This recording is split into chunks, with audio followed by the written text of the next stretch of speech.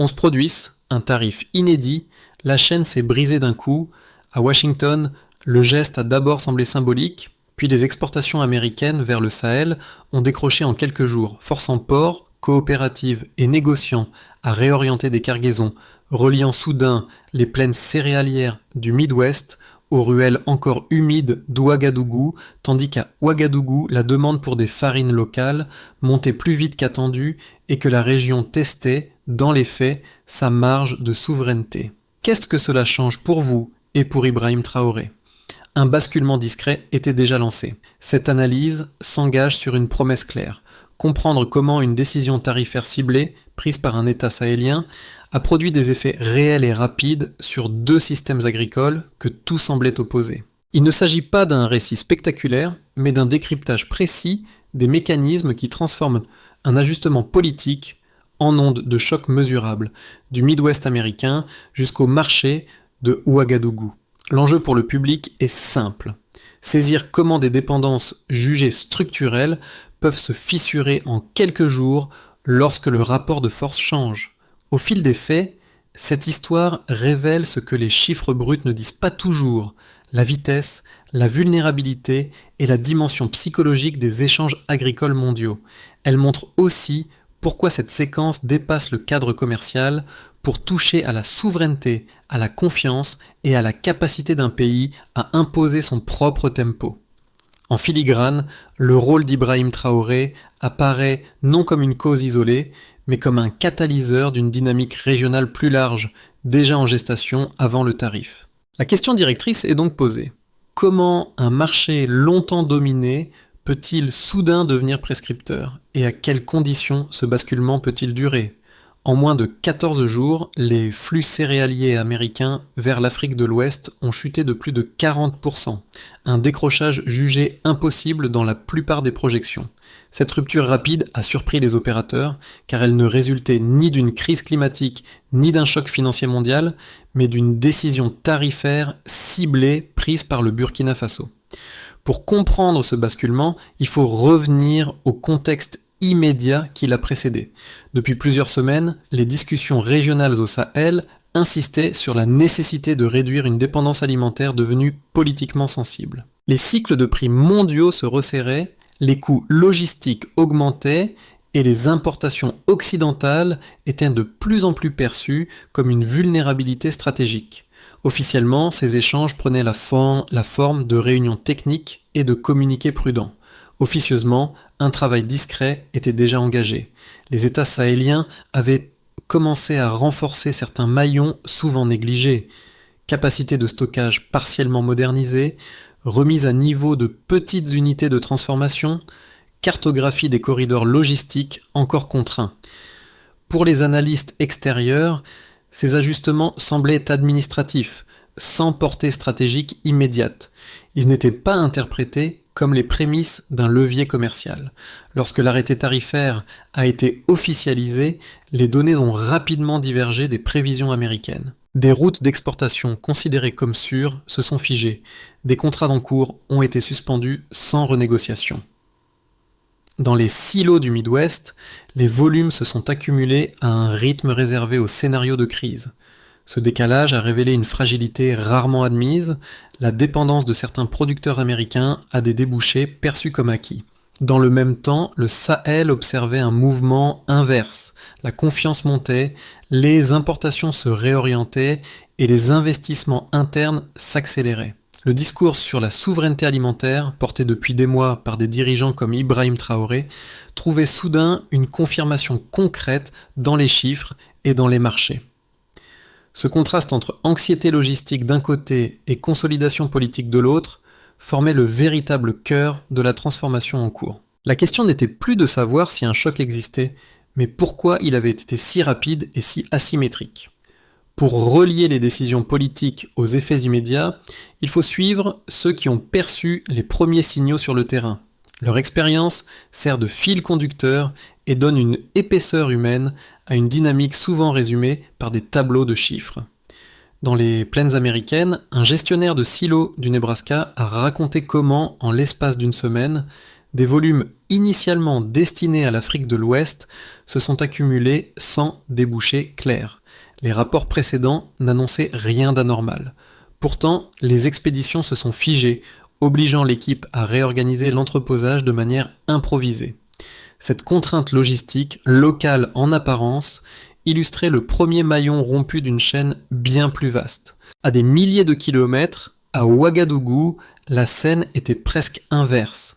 Un négociant en céréales décrivait un marché où la demande pour certaines variétés locales progressait plus vite que prévu. Les unités de transformation, mobilisées en avance sur leur calendrier, tentaient d'absorber cette pression nouvelle. Les commerçants ajustaient leurs prix, non pour écouler des surplus, mais pour répondre à un intérêt croissant des consommateurs. Ces deux récits, séparés par un océan, montraient un même phénomène sous des angles opposés. D'un côté, une surprise logistique et une perte de visibilité. De l'autre, une réactivité et une capacité d'adaptation longtemps sous-estimées. L'impact précoce ne se mesurait pas encore en part de marché, mais en décisions quotidiennes prises dans l'urgence. C'est là que l'enjeu devient tangible. Quand une décision abstraite modifie aussi vite les gestes de ceux qui stockent, transportent et vendent, le basculement n'est plus théorique. Il commence à façonner les trajectoires.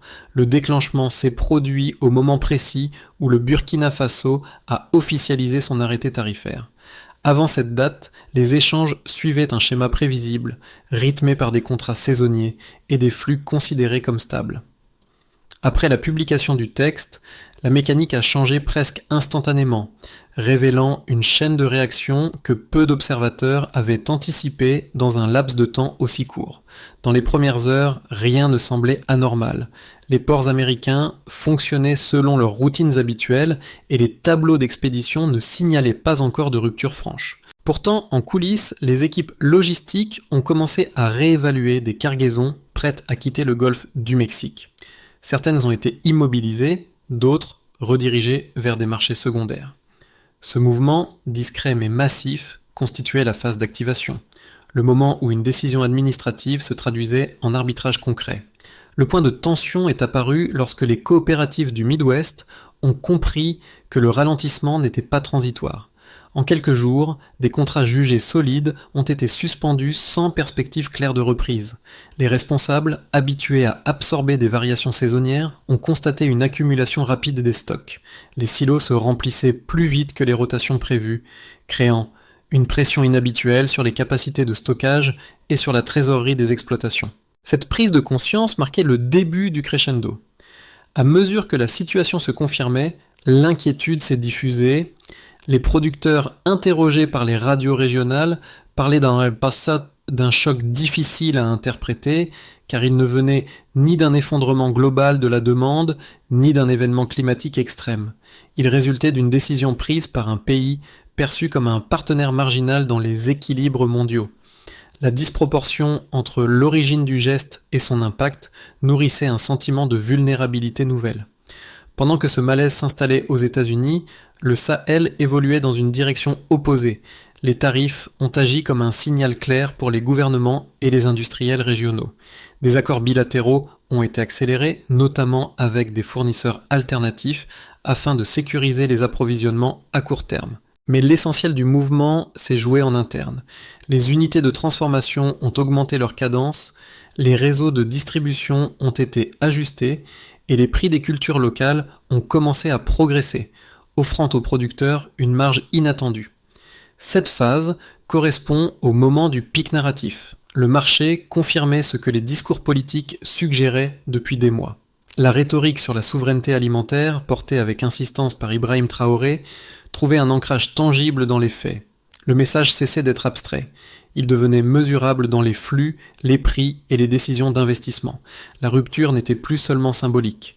Les répliques ont ensuite traversé l'Atlantique. Aux États-Unis, les prévisions agricoles ont été révisées, les négociants ont réexaminé leur position à terme et des analystes institutionnels ont commencé à évoquer un risque d'effet d'entraînement si d'autres pays adoptaient des mesures similaires. Dans le Sahel, le climat psychologique a changé. L'idée qu'une dépendance historique puisse être remise en cause s'est installée, renforçant la confiance collective. Ainsi, la séquence complète, activation, montée en tension et résonance montrent que l'événement ne relevait pas de l'improvisation. Il révélait une préparation silencieuse et un déclencheur opportun. Une décision locale avait suffi à provoquer des secousses durables, transformant un ajustement tarifaire en point de bascule. Un premier repère permet de mesurer l'ampleur immédiate du choc. Les exportations américaines de blé vers l'Afrique de l'Ouest ont reculé de plus de 40% en une dizaine de jours. Le niveau de départ servait de référence stable depuis plusieurs saisons, avec des volumes considérés comme relativement prévisibles. Le passage à cette chute brutale constitue le delta central, un décrochage trop rapide pour être absorbé par les circuits logistiques classiques, révélant une dépendance sous-estimée à un débouché jugé secondaire mais régulier. Ce pourcentage ne résume pas seulement une perte commerciale. Il indique une incapacité structurelle à rediriger des flux à court terme. Les cargaisons immobilisées ne pouvaient pas être écoulées instantanément ailleurs, et les marchés alternatifs n'étaient ni calibrés ni prêts à absorber ces volumes. La baisse a donc agi comme un révélateur. La stabilité antérieure reposait davantage sur l'inertie que sur une véritable flexibilité. Un deuxième repère se lie directement dans les infrastructures agricoles américaines. Dans plusieurs États du Midwest, les coopératives ont signalé une augmentation des niveaux de remplissage des silos comprise entre 20 et 25% au-dessus des prévisions saisonnières. La ligne de base correspondait à des cycles de stockage maîtrisés ajustés aux rotations habituelles des récoltes. Le dépassement observé a forcé une réorganisation interne rapide. Prolongation des périodes de stockage, pression accrue sur les capacités de séchage et report de certaines livraisons prévues. Chaque point supplémentaire de remplissage a eu des conséquences concrètes. Les coûts opérationnels ont augmenté, la trésorerie des exploitations a été sollicitée plus longtemps et la marge de manœuvre face à une éventuelle récolte suivante s'est réduite. Ce glissement, invisible pour le consommateur final, pesait directement sur les exploitations familiales, qui fonctionnent avec des équilibres financiers serrés. Le delta entre prévision et réalité traduisait ainsi une tension systémique plutôt qu'un simple aléa conjoncturel. Un troisième repère concerne les marchés financiers agricoles. Les contrats à terme sur le blé ont enregistré une baisse proche de 8% dans la foulée de la contraction des exportations. Le niveau de référence reflétait une anticipation de demande internationale soutenue. La correction observée signale une réévaluation rapide des attentes. Les investisseurs et les négociants intégraient désormais la possibilité d'un recul durable de certains débouchés africains et d'une concurrence renforcée d'autres fournisseurs. Cette variation, modérée en apparence, prend un sens particulier par sa rapidité. Sur une période aussi courte, un ajustement de cette ampleur indique un changement de perception plus profond. Le marché ne sanctionnait pas seulement une perte ponctuelle, mais la remise en question d'un avantage considéré comme acquis. La compétitivité américaine, longtemps perçue comme intangible sur les céréales, apparaissait soudain plus relative. Pris ensemble, ces trois chiffres racontent une même histoire sous des angles différents. La chute des exportations mesure l'impact immédiat. La saturation des silos révèle la contrainte physique et logistique. L'ajustement des marchés à terme traduit l'anticipation d'un nouvel équilibre. Aucun de ces indicateurs, pris isolément, ne suffirait à parler de rupture. Leur convergence, en revanche, dessine un basculement clair. Dans le Sahel, ces données ont été lues autrement. Là où les acteurs américains voyaient un risque accumulé, les responsables régionaux y ont perçu une confirmation de marge de manœuvre. Le discours sur la souveraineté alimentaire, défendu par des dirigeants comme Ibrahim Traoré, gagnait une assise chiffrée. La dépendance n'était pas une fatalité, et un ajustement ciblé pouvait produire des effets mesurables. Ainsi, le passage de la ligne de base au delta ne décrit pas seulement une variation statistique. Il marque le moment où deux systèmes agricoles, longtemps imbriqués de façon asymétrique, ont commencé à se réajuster sous la pression d'une décision politique précise. La première lecture, largement défendue dans les milieux agricoles américains, soutient que le tarif burkinabé ne représente qu'une perturbation temporaire. Selon cette thèse, la profondeur du système américain, capacité de production élevée, réseaux logistiques mondiaux et diversité des partenaires commerciaux permettrait d'absorber rapidement un choc ponctuel. Un marché se ferme, un autre s'ouvre. Dans cette logique, la contraction initiale des flux vers le Sahel serait appelée à se résorber à mesure que les volumes seraient redirigés vers l'Asie, l'Amérique latine ou les marchés intérieurs. Le précédent historique plaide en faveur de cette lecture. Les États-Unis ont déjà traversé des ruptures commerciales sans remise en cause durable de leur position dominante. La seconde lecture, portée par de nombreux analystes sahéliens et acteurs de terrain, avance l'argument inverse. Pour eux, la rapidité et l'ampleur du décrochage révèlent une fragilité structurelle longtemps sous-estimée. La dépendance à certains débouchés africains, considérés comme secondaires mais réguliers, aurait créé une inertie dangereuse. Cette thèse insiste également sur l'effet d'entraînement observé. L'intervention rapide d'autres fournisseurs internationaux et l'accélération de la transformation locale montrent que la place américaine peut être remplacée plus vite que prévu. Dans cette perspective, le tarif n'est pas un accident, mais un révélateur. L'examen des faits invite pourtant à nuancer ces deux positions sans les invalider totalement. Les données montrent que la rupture n'a rien d'anecdotique. Une baisse supérieure à 40% des exportations, une saturation accélérée des capacités de stockage et une correction nette des marchés à terme ne correspondent pas à une fluctuation ordinaire. Ces éléments confirment que le choc est réel, coûteux et difficile à absorber à court terme. Ils donnent raison à ceux qui parlent d'une vulnérabilité exposée. Dans le même temps, rien n'indique un effondrement irréversible du système agricole américain. Les capacités d'adaptation existent, mais elles nécessitent du temps, des coûts supplémentaires et des arbitrages politiques que les acteurs n'avaient pas anticipés. La flexibilité invoquée par la première thèse n'est pas absente, mais elle est moins immédiate que supposé. Ainsi, la confrontation tarifaire ne valide ni l'idée d'un simple incident sans lendemain, ni celle d'un basculement définitif. Elle met en lumière une réalité intermédiaire. Un système puissant, mais exposé, confronté à un acteur qui a choisi de tester les limites de cette puissance. C'est dans cet espace entre résilience et vulnérabilité que se joue la suite. À ce stade, un centre de gravité a bougé. Ce moment marque le véritable point médian du récit, celui où la confrontation cesse d'être interprétée comme un simple épisode commercial pour devenir un signal politique et géopolitique plus large. Jusqu'ici, les effets pouvaient encore être lus comme des ajustements techniques. À partir de là, ils prennent une dimension symbolique qui modifie les perceptions, autant au Sahel qu'aux États-Unis. Le déclic intervient lorsque l'événement commence à circuler au-delà des cercles spécialisés. À Washington, des notes internes évoquent désormais le risque d'un précédent. Dans les capitales sahéliennes, la décision burkinabé est commentée non plus comme une mesure isolée, mais comme un test réussi de capacité d'action. Ce changement de regard transforme la nature même du choc. Il n'est plus seulement subi ou géré, il est interprété. Dans les marchés du Sahel, cette inflexion se traduit par un climat nouveau. Des expressions valorisant la production locale apparaissent dans les échanges quotidiens. Les consommateurs redécouvrent certaines variétés longtemps marginalisées. Les producteurs, eux, ne parlent plus seulement de prix, mais de reconnaissance et de continuité. La dynamique économique se double d'un récit identitaire. C'est dans cet espace que la posture d'Ibrahim Traoré prend tout son relief. Son discours sur la souveraineté alimentaire, auparavant perçu comme volontariste, trouve un écho concret. La décision tarifaire devient la preuve qu'un pays de taille modeste peut infléchir des équilibres jugés intangibles.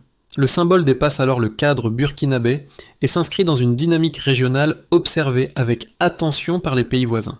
À partir de ce point, la question n'est plus de savoir si le choc est réel. Elle devient jusqu'où cette reconfiguration peut-elle aller maintenant que le signal a été compris et intégré par l'ensemble des acteurs. Les conséquences concrètes de la rupture tarifaire se déploient différemment selon les groupes directement exposés, révélant une transformation profonde mais inégale des trajectoires économiques et sociales.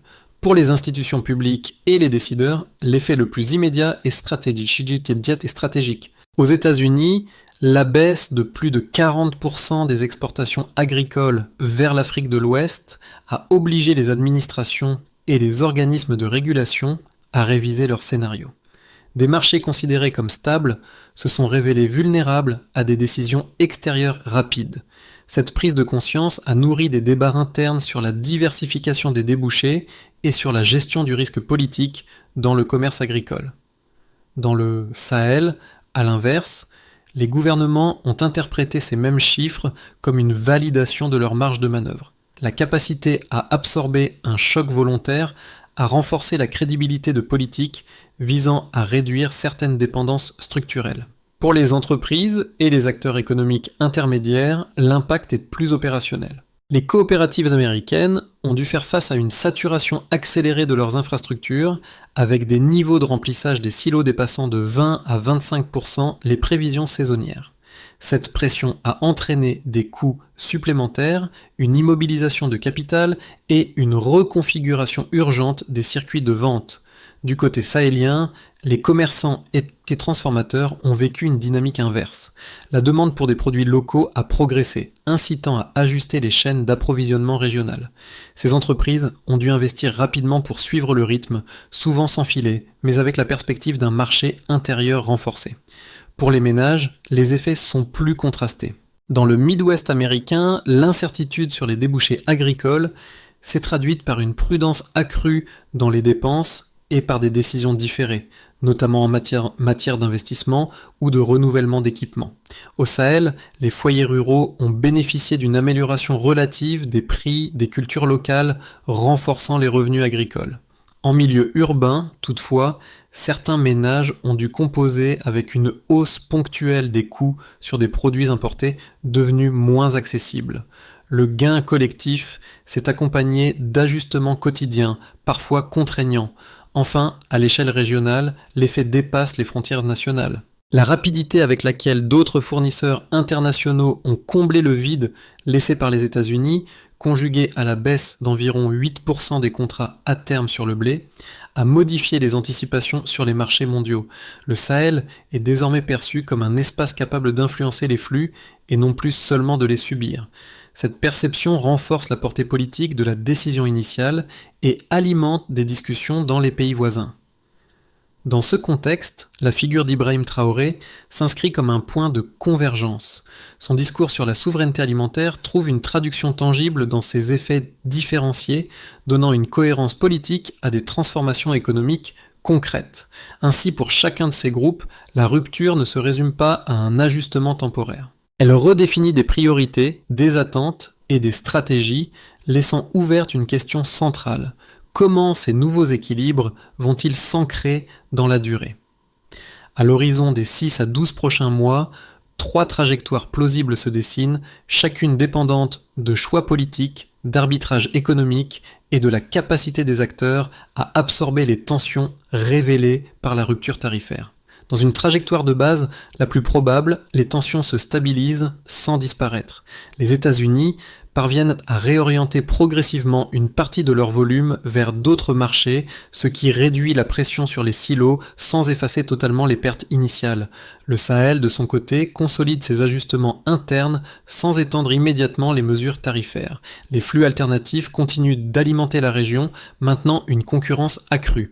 Si cette trajectoire prévaut, alors le système agricole mondial entre dans une phase d'adaptation lente, marquée par des coûts de transition, mais sans choc supplémentaire majeur. Dans une trajectoire plus favorable, une désescalade maîtrisée s'opère. Des canaux diplomatiques s'ouvrent et permettent des ajustements ciblés. Le Burkina Faso conserve son cadre tarifaire tout en introduisant des exemptions techniques, tandis que les partenaires américains diversifient plus rapidement leurs débouchés.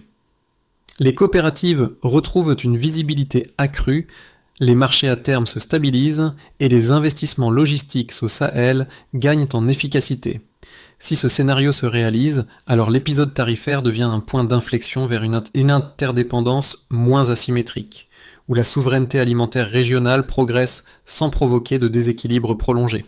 Dans une trajectoire plus sombre, celle de l'escalade, les tensions se durcissent. Des mesures financières ou douanières supplémentaires sont envisagées par Washington, en réponse à ce qui est perçu comme un précédent dangereux. Le Burkina Faso élargit alors son dispositif et d'autres pays sahéliens pourraient s'en inspirer. Les chaînes d'approvisionnement se fragmentent davantage, les marchés réagissent par une volatilité accrue et les coûts logistiques augmentent. Si cette dynamique s'installe, alors les ménages urbains du Sahel subissent une pression plus forte sur certains produits, tandis que les exploitations américaines font face à une incertitude durable sur leurs débouchés. Quelle que soit la trajectoire retenue, un point commun demeure. Les scénarios montrent que la clé réside moins dans l'intensité des mesures que dans la compréhension fine des interdépendances réelles. Savoir ce qui est substituable, ce qui ne l'est pas, et à quel rythme les systèmes peuvent s'ajuster, devient central pour éviter des effets en chaîne incontrôlés. Dans ce cadre, la posture politique adoptée par des dirigeants comme Ibrahim Traoré continue de peser sur les anticipations. Elle influence non seulement les décisions internes, mais aussi la manière dont les partenaires extérieurs évaluent les risques et les marges de négociation. La question qui s'impose alors n'est pas de choisir un scénario, mais d'identifier les leviers qui permettront d'en infléchir le cours avant que les ajustements ne deviennent irréversibles. Au-delà des États et des marchés, cette séquence touche directement des groupes dont la voix est rarement au centre des analyses macroéconomiques. Leur expérience permet de mesurer comment une décision lointaine se traduit dans la vie quotidienne. Pour les familles directement dépendantes de l'agriculture américaine, l'impact est d'abord une affaire de prévisibilité. Dans le Midwest, l'incertitude sur les débouchés modifie la planification des saisons à venir. Les revenus, déjà soumis aux aléas climatiques, deviennent plus difficiles à anticiper. Certains ménages reportent des investissements essentiels, retardent le renouvellement de matériel ou réduisent leurs dépenses non prioritaires. Le choc ne se manifeste pas par une rupture immédiate, mais par une accumulation de décisions prudentes qui pèsent sur la dynamique locale. Pour les foyers sahéliens, l'effet est plus contrasté. Dans les zones rurales, la hausse relative des prix des cultures locales améliore les revenus agricoles et renforce un sentiment de reconnaissance du travail productif. Cette amélioration reste fragile, mais elle offre une marge bienvenue après des années de pression. En milieu urbain, la situation est différente. Certains produits importés deviennent moins accessibles, obligeant les ménages à ajuster leurs habitudes de consommation. L'équilibre se cherche entre opportunités économiques et contraintes budgétaires. Les professionnels intermédiaires vivent une transition tout aussi exigeante. Les coopératives américaines doivent repenser leurs flux, parfois en rupture avec des routines établies depuis des décennies. Les transporteurs et commerçants sahéliens, à l'inverse, voient augmenter la demande pour les circuits régionaux, ce qui nécessite une adaptation rapide des itinéraires, des stocks et des capacités de distribution. Ce niveau intermédiaire concentre une grande partie des ajustements silencieux. Pour le public plus large, enfin, l'enjeu devient symbolique. L'événement nourrit des récits opposés.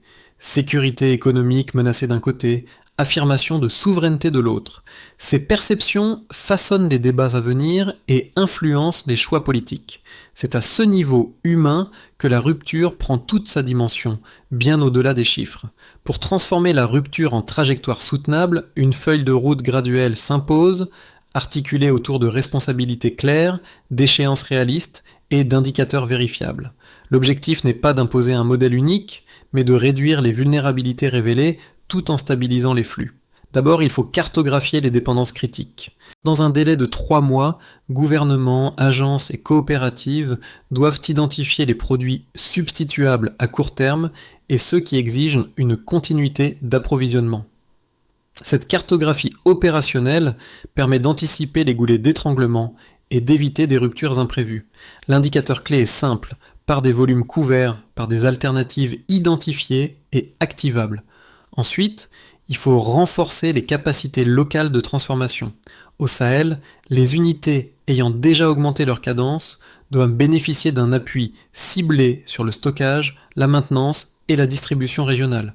La mesure se juge sur un horizon de 6 à 9 mois par l'augmentation du volume transformé localement et la réduction des pertes post-récolte. Puis, il faut instaurer des mécanismes de stabilisation bilatéraux.